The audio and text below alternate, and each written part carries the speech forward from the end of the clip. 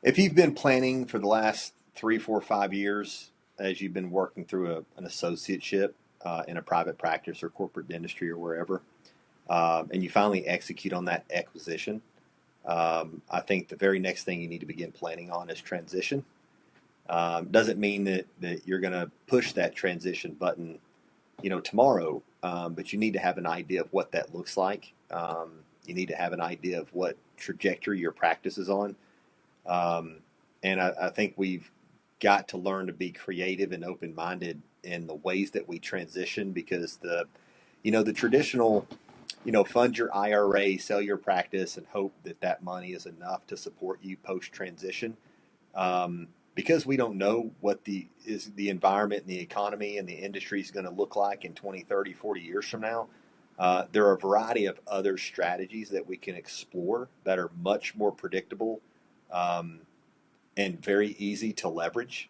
Um, as those two, the only challenge is we have to begin exploring those and leveraging those now over time. For example, real estate acquisition.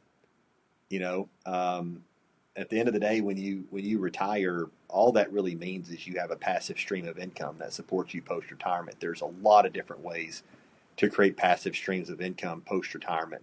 Um, so I think just open minded, not being so locked into the idea that this is the only way that it works and this is how it can be done.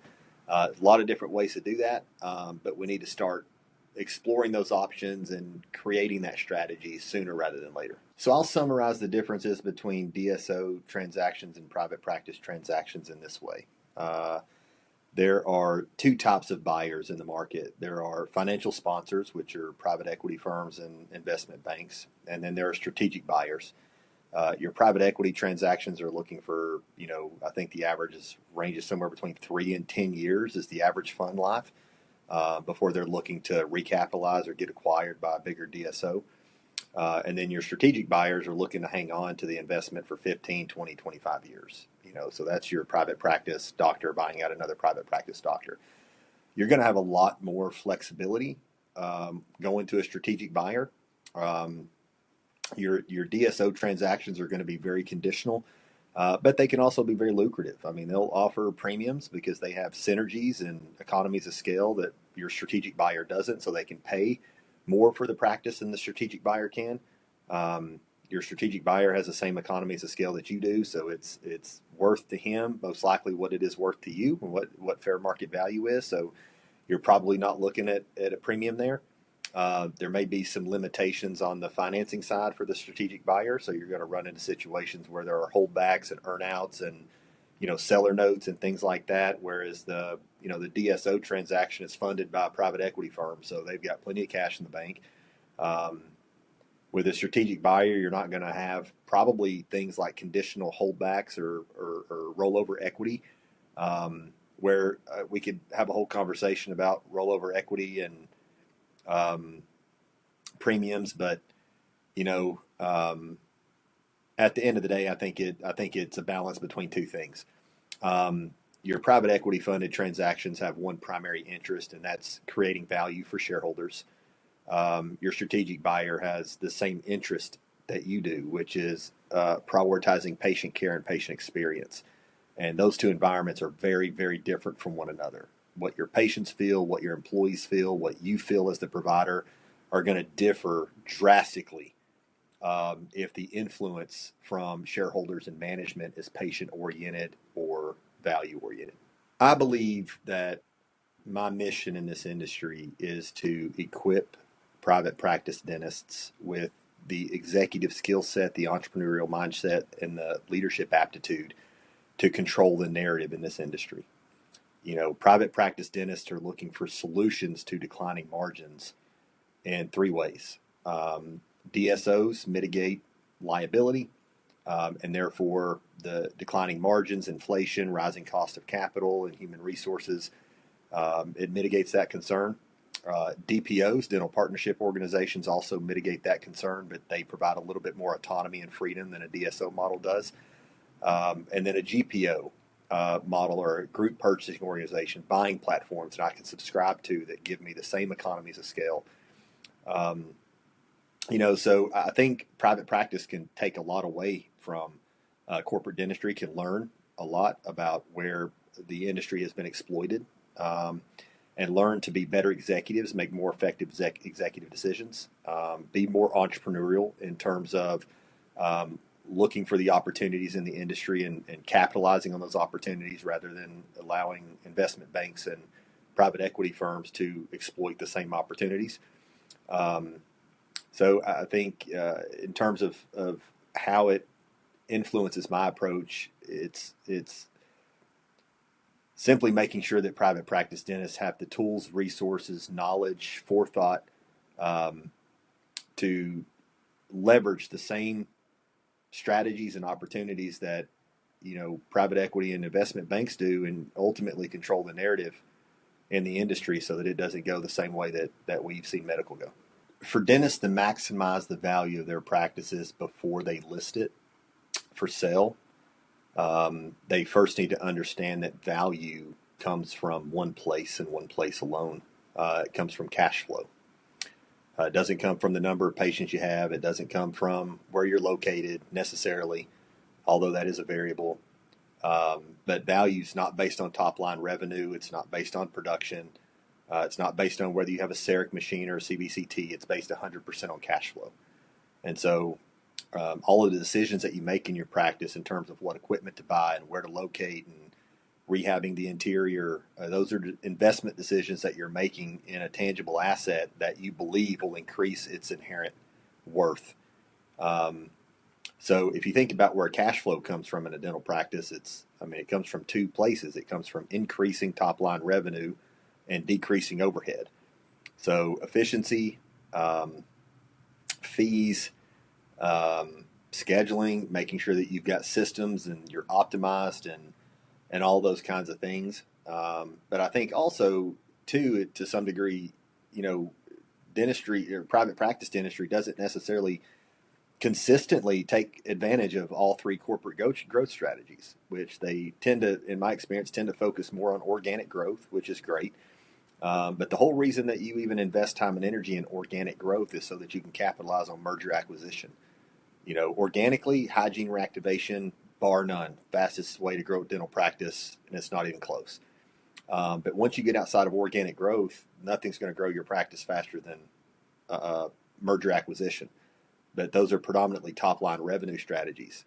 When you start looking at strategic alliances as the third type of corporate growth, and your insurance relationships and labs, and this is where your cost synergies come in, and cost synergies are a big proponent to value as well, to cash flow as well. So I think making sure that they're strategically targeting changes in cash flow over time to influence the value of their practice.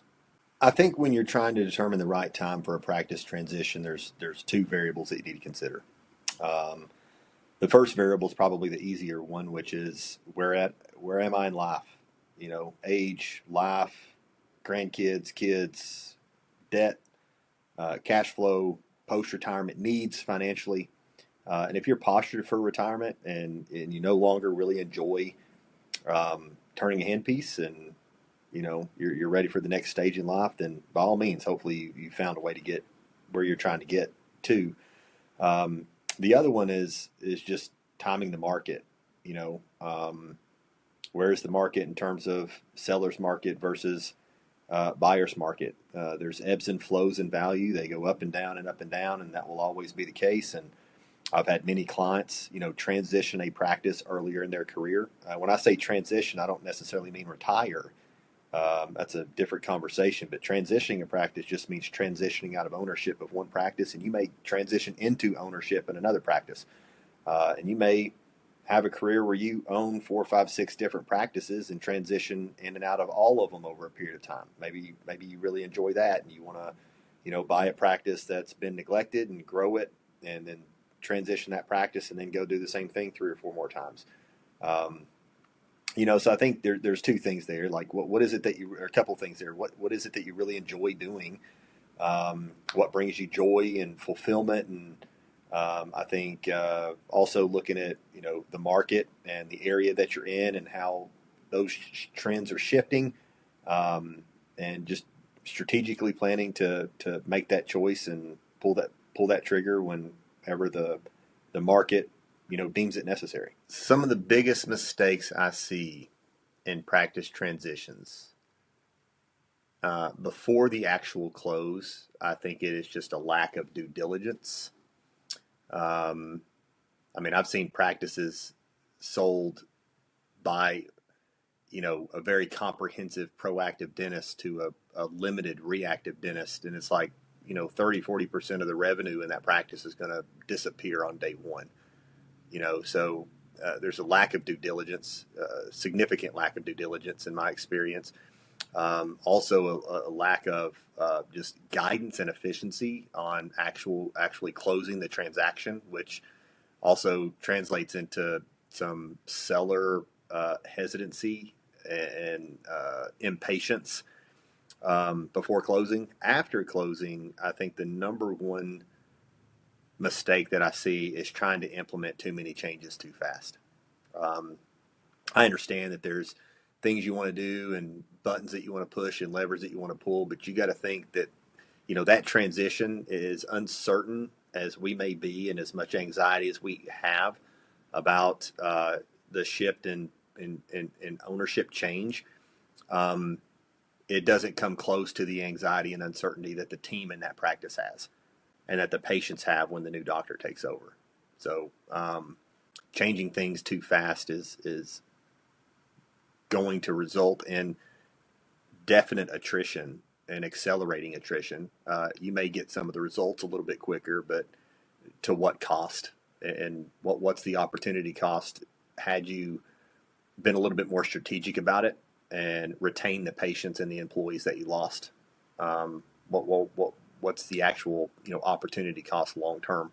So I think just being a little bit more patient, being strategic about the way that they implement change. Maximizing practice value during a transaction is going to happen in two ways. One way is obviously the seller making sure that they make the most appropriate decisions to accelerate cash flow. So whether that's organic growth or accelerating top line revenue or controlling cost and lowering overhead, but accelerating cash flow, because cash flow is what the buyer is buying. On the other side, during the actual transaction process, I think helping the buyer see the true inherent value there. Now, the problem is if I can convince the buyer that there's more value there to them because they have synergies that the seller doesn't, then what's happening is we're deteriorating the return on investment for the buyer. So there's a middle ground that we've got to find there. And I think just having open lines of communication and being willing to discuss what both parties want, what's their highest priority out of this transaction. It may not even necessarily be cash flow for the buyer. It may be location and proximity to the school that he wants his kids to go to. It might be that his wife, works, in that area, and she really wants to live in a certain area because it's close to her family. So what's most important to both parties is oftentimes very, very different. So I think we've broker and buyer rep, or dentist and dentist, just need to be transparent with one another about what their highest priorities are. And there's always, and I think being open-minded, both parties being open-minded, because it really doesn't matter what obstacles that deal runs into. I have yet to run into a situation where two open-minded people, we can't help them formulate some kind of a creative strategy to get that deal done. It's when someone's not willing to be flexible or open-minded, and is the only time I've ever seen, a transaction not be able to be successfully completed. So, so I think making sure that the seller, making sure that they're accelerating cash flow, and then the buyer, making sure that the buyer can see the true inherent value in the practice. I believe that we're the average of the 5 people that we spend the most time with. I believe that if there are 5 people in a room and all 5 people agree, then 4 of those people are unnecessary. And I believe that we should surround ourselves with people who fit our future, not our past or our present. And so in order for me to do that, I need to make sure that the coach or the advisor that I select to help me with my practice is good at the things that I'm not good at. if I'm not good at communication, I'm not good at leadership, I'm indecisive, I'm reactive in terms of my business philosophy and approach. I need to find somebody that's the opposite of those things, that's good at the things that I'm not good at. I need to surround myself with people who are better at the things that I'm not good at. I also need to find somebody who is comfortable with disagreement. I think that diversity is our nation's biggest strength and our biggest weakness, and I think this holds true in the practice as well. Diversity is our biggest strength and our biggest weakness, and it's our biggest weakness because we don't communicate effectively about our differences. We feel threatened by people who think differently, who act differently, and who do things differently than we do. And I think that's just the wrong approach altogether. I think we should seek to learn from anyone and everyone that we come into contact with. And I think that we should surround ourselves with people who fit our future, not our past or our present. So it's great if I can find somebody that helps me overcome whatever obstacle or challenge I'm experiencing in practice now. But I also want someone who's 3, 4, 5 years ahead of me that can not just get me through this particular challenge, but they can also help me get into the next second, third, or fourth stage or level of my practice. I think the role a team plays in a successful practice transition is absolutely essential. I don't think that you can execute a successful transition without the team. I think we've got to appreciate that the team is more uncertain and has more anxiety around that transaction and that transition than either the buyer or the seller or the patients. And so one big thing that I find that literally gets neglected in every transaction that I have not had a hand in is the leadership style and philosophical differences between the seller and the buyer. Because that's absolutely going to, if there are drastic differences between the seller and the buyer's leadership style, it's absolutely going to manifest into casualties and turnover post closing. So I think having very open lines of communication, I think starting that conversation with the staff sooner rather than later, I think acknowledging and appreciating the difficulties that the staff is going to incur throughout that transition process, making sure that you have a program in place to reward them effectively for their efforts to help retain patients and implement systems and capitalize on synergies available in that practice, and making them a part of the conversation. The last thing that I would say about that is I believe if we make decisions that have consequences for other people, we need to include those people in the decision. And so although it is important to keep those transitions confidential throughout the transition process, I've never been a part of a transition of a retiring age doctor, at least, where the staff didn't know that the doctor was posturing for transition. And so I think rather than it being such a secret, I personally think that the team needs to be included in that conversation from start to finish, so that they can support the process, and it's not something that's happening to them, but it's something that's happening with them and for them. So I think technology is an absolutely essential element to accelerate the inherent value of a practice, pre, during, and post transition. It accelerates cash flow. It reduces overhead. It streamlines and creates a more efficient workflow. If you look at the most successful dental practices nationally, they are all technologically inclined and digitally inclined. And if you take a look at the practices that are having a difficult time transitioning, they are not. That's also one of the biggest barriers that I see going through transition, is that there are substantial investments that are going to be needed to make, made by the buyer just to bring the practice up to speed with the way that they practice dentistry. So we certainly don't want that to happen. But I think at the end of the day, the biggest variable to me is if you want to retain patients and create loyalty in your patient base so that they come through continuing care and they accept treatment, the best way to do that is to retain employees, good employees. And the best way to retain employees is to create an environment where they're learning and they're growing. And so if you're not staying up to speed and on the cutting edge of technology, and they're not acquiring new skills and um, learning how to do new things, and they don't feel like they're growing personally or professionally, I think you're going to have a hard time retaining them. And I think you'll also have a hard time retaining patients just due to the fact that, there are going to be other practices that those patients have access to that are providing a newer and a more modern and efficient and cost-effective patient experience. I think treatment without diagnosis is malpractice. And so I get asked a lot of times, like, what should I do about this, or what's the best path for me to take to transition my practice. I've literally had 3 or 4 dinners in the last 2 weeks on that same conversation. And the best piece of advice that I can give them is let's see what we're dealing with first. Let's take radiographs. Let's take a CBCT. Let's do a comprehensive exam and see where your practice actually is, not where you think it is, but where it actually is. Once we know what we're actually working with, then we simply need to find out, well, what is it that you're trying to create, or what is it that you want out of transition, financially, experientially, work-life balance. What do you want the next 3, 4, 5 years to look like? And once we've collected all that information, then we can formulate, a path forward for them.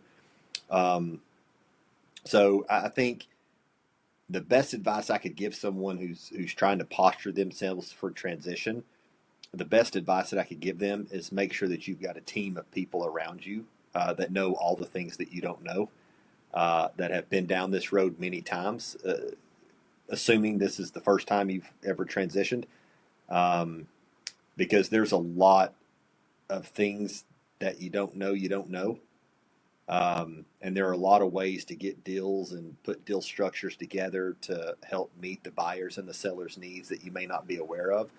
And so I think it's important to surround yourself with a team of people, or just professionals, advisors, people that can kind of point you in the direction that you may not even know exists before you start down that path.